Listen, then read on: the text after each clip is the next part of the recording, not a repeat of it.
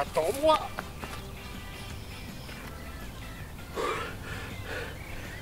Tu peux me rappeler ce qu'on fait ici? Je te l'ai dit à la fin de la précédente vidéo. Non mais, personne ne la regarde la fin de la vidéo. Bon, on est à la recherche d'un roi. On cherche un roi dans une forêt. Non, on ne recherche pas dans une forêt, ça n'aurait aucun sens. Tu me rassures, on le recherche à côté d'une rivière.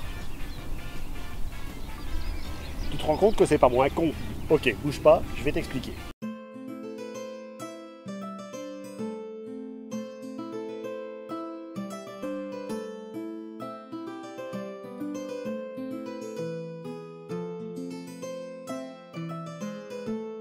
Salut à tous, est-ce que vous connaissez la légende arthurienne? Non mais, comment on est revenu ici? S'il y a une légende qui a parcouru les siècles et qui a inspiré de nombreuses œuvres, c'est bien le cycle arthurien. Livres, films, bandes dessinées, mangas, opéras, jeux vidéo, c'est un peu comme si je pouvais faire une émission par vidéo sans me fouler. Mais la légende arthurienne, c'est avant tout un ensemble de textes du Moyen-Âge, appelé la matière de Bretagne, qui s'inspirait des légendes de l'île du même nom. Et comme toute mythologie, tout le monde lui est passé dessus pour apporter sa pierre à l'édifice. C'est notamment le cas pour Chrétien de Troyes, le plus connu d'entre eux, et considéré comme le fondateur de la légende arthurienne, en ayant écrit pas moins de 5 récits sur le sujet. Et du coup, on va parler du roi Arthur, du Graal, de Guenièvre, d'Avalon... Non, rien de tout ça, on va parler de Galahad. Ok, aucune idée de qui c'est. Non, mais tu connais sans doute mieux son père, Galahad. Non mais, il se fout de ma gueule ou bien? On va donc commencer par parler de Galahad le père. Et pour les différencier, Galahad fils aura un H et pas Galahad père. Mais ça change rien à l'oral. T'en fais pas, on parlera pas longtemps de Galahad. Lequel des deux du coup? Exactement. Galahad, de son nom complet Galahad de Cornouailles, est le fils de Budic II, que vous connaissez sans doute mieux sous le nom de Ban de Bédoïc. Oui, parce que c'est un bordel au niveau des noms cette histoire. Par exemple, Arthur Pendragon s'appelle en réalité Arthur de l'île de Bretagne. Parce que le Pendragon que porte si fièrement son père et lui-même est en réalité un titre, qui correspond grosso modo à chef d'état-major. Et en parlant d'Arthur, il avait une sœur, Hélène. Et encore une Hélène. Et Hélène, c'est la femme du roi Ban, donc la mère de Galahad. Tu recoupes? Elle est chaud, mais je m'accroche. Ok, petit arbre généalogique pour vous aider. Ban de Bédoïc était à l'époque menacé par le roi Clodas, qui avait une envie non négligeable d'agrandir son territoire. Et donc le roi Ban embarque sa femme et le gamin pour aller solliciter l'aide du roi Arthur, fraîchement placé sur le trône. Et sur les chemins à travers les marais, le roi Ban se tourna une dernière fois vers son château, qui brûlait. Oui, parce que Alone, son sénéchal, à qui il avait confié son domaine, était en réalité un traître à la solde de Clodas. Comme quoi, il faut jamais faire confiance au second du roi. Il n'est pas le bienvenu. Pourquoi vous ferai-je bon accueil? Gandalf, corbeau de tempête. Question très pertinente, mon suzerain. Et devant ce joli feu de camp, notre bon roi fit un malaise et mourut. Et c'est une fin de légende pour le roi Ban de Bédoïc. Bon, je vais éteindre ce truc parce que sinon on n'a pas fini. Hélène, elle, s'est approchée de son mari pour recueillir son dernier souffle, laissant seul le bébé sur les berges du lac.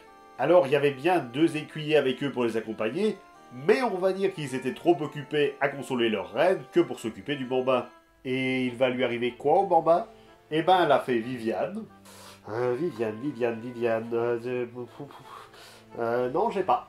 Bon, la dame du lac, si tu préfères, va sortir de l'eau et chourer le gamin, ni vu ni connu. Et en voyant cette scène, Hélène, plutôt que d'envoyer ses écuyers à la poursuite de la dame du lac et puis d'organiser une battue pour retrouver le gamin... J'ai pourri.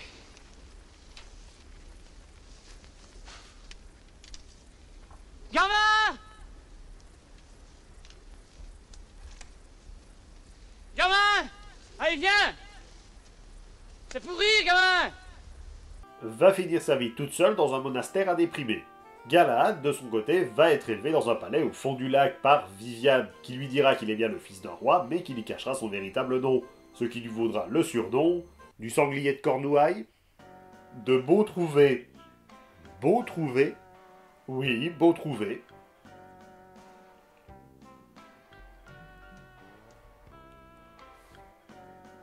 Beau trouvé. Oui, Galad de Cornouailles, c'est Lancelot du Lac, le chevalier solitaire. Enfin, pas si solitaire que ça, puisqu'en plus de ses deux cousins Lionel et Bohort, de son demi-frère Hector, Lancelot est aussi le frère du... Seigneur Hoel d'Armorique. Sinon, tu étais pas censé parler de Galad, le fils? J'y viens. Donc Lancelot du Lac aura un fils avec Hélène. Mais Hélène, c'est sa mère. Non, pas sa mère, une autre Hélène. C'est pas ma faute si au niveau des prénoms à l'époque, ils tournaient vite en rond. Donc du coup, on va la renommer Hélène pour la différencier. Attends. Lancelot, il était pas censé avoir le cœur pur et n'en aimer qu'une jusqu'à la fin de sa vie? Exactement, disons que la potion de polymorphie, c'est pas tellement Lancelot qui l'a utilisée. Une potion de polymorphie? C'est pour séduire une dame. Tu vois où je veux en venir? Alors premièrement, c'est super chiant quand tu fais ça, et deuxièmement, je vois pas le rapport avec un roi près d'une rivière. Pour ça, il faut d'abord que je te parle du père d'Hélène, le roi Pélès. Et on est reparti. Le roi Pélès, que vous connaissez sans doute mieux sous le nom du roi pêcheur, ou du roi blessé, ou du roi méhénier. Je sens que j'en ai perdu là. Je confirme. Alors, dans la version de Chrétien 3, il n'y a qu'un seul et unique monarque, mais dans d'autres versions, il y a deux rois, le père et le fils. Alors, pourquoi ces deux rois et pas un roi et un prince? Exactement. Dans la version avec deux rois, le fils devient le roi pêcheur et le père, méhénier donc, devient le roi blessé. Avec une blessure qui se promène entre les jambes hélènes, parce que même là-dessus, ils sont pas capables de se mettre d'accord. Quoi qu'il en soit, le roi blessé ne peut se déplacer sans aide extérieure. Et par une symbolique scénaristique, sa terre devient également stérile, appelée la terre désolée. Son fils n'a alors plus le choix que de se rabattre sur la rivière où il va pêcher. D'où son surnom. Et dans la version avec un seul roi, c'est lui qui a à la fois l'infirmité et la canne à pêche. D'ailleurs, si tu me permets une toute petite digression. Ah non, mais je t'en prie. Le roi pêcheur serait inspiré de la divinité celtique d'Odems, le dieu des morts, qui avait pour habitude de pêcher les âmes des mortels dans une rivière. Et si ce roi est si important dans la légende de la table ronde, c'est parce qu'il détient le Graal, lequel permet au roi blessé de rester en vie. Parce que visiblement le Graal ne permet pas de soigner les gens. Ça va en décevoir plus d'un.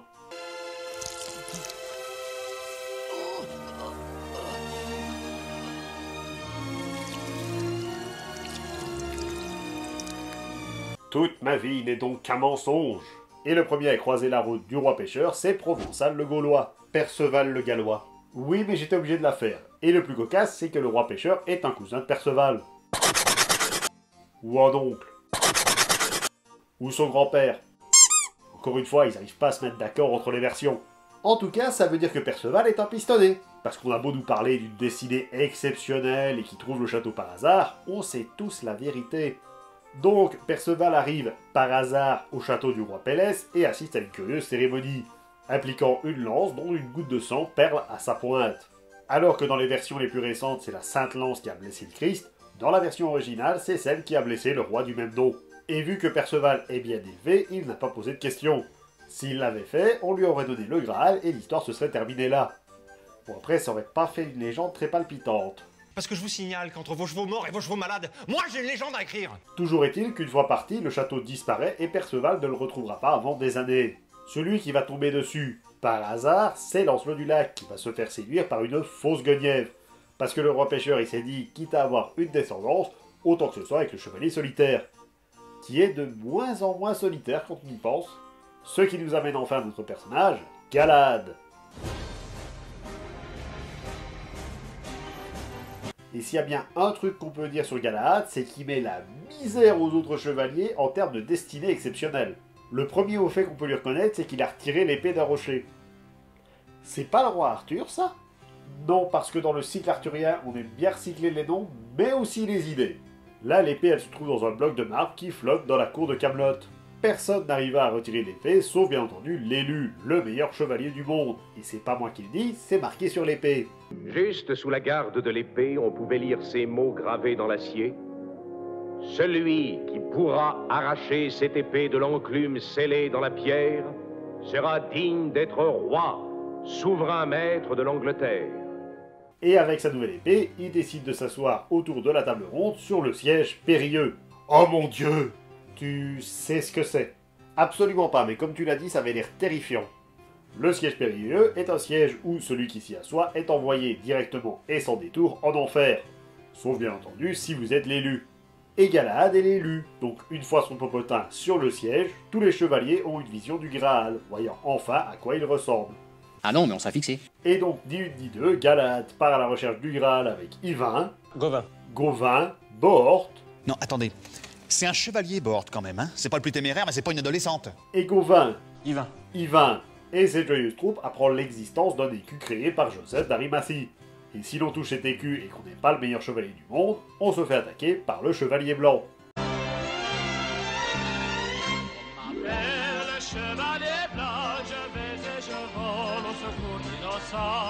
Par la suite, il se rend dans ce château gardé par 7 frères qui ont enfermé toutes les pucelles de la région, d'où son nom de château des pucelles. Bien entendu, en tant que meilleur chevalier du monde, il les bat, mais si j'en parle, c'est surtout, et on y revient toujours, que le château est une représentation de l'enfer, et les 7 frères sont les 7 péchés capitaux. Et enfin, ce qui nous intéresse sans doute le plus, sa découverte du Graal, qui commence par l'escorte d'une muette, celle qui jamais ne mentit, dans un pays lointain. Déjà, lors de l'aventure, il découvre l'épée du roi Salomon, parce que ce type est clairement un chasseur de reliques.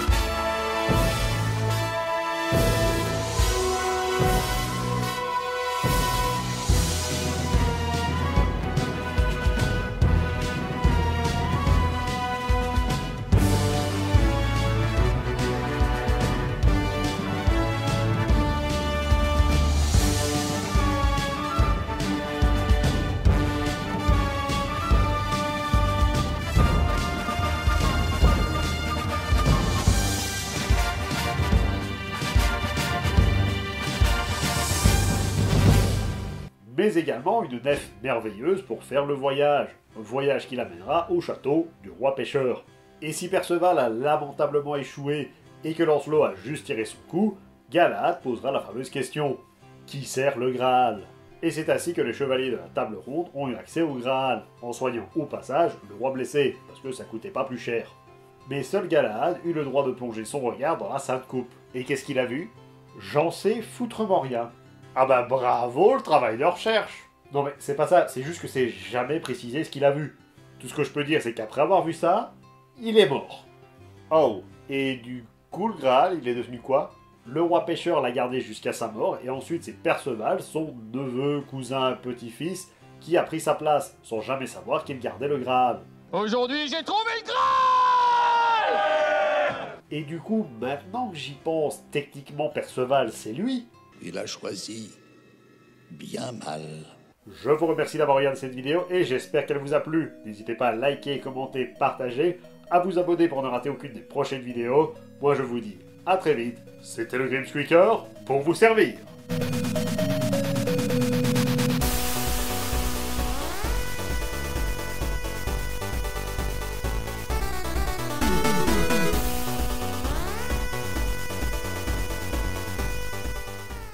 Ok, donc on est là pour trouver le Graal.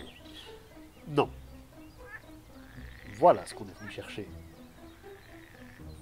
Ah, come on! Rendez-vous au paradis? Quoi? Ouais, attends.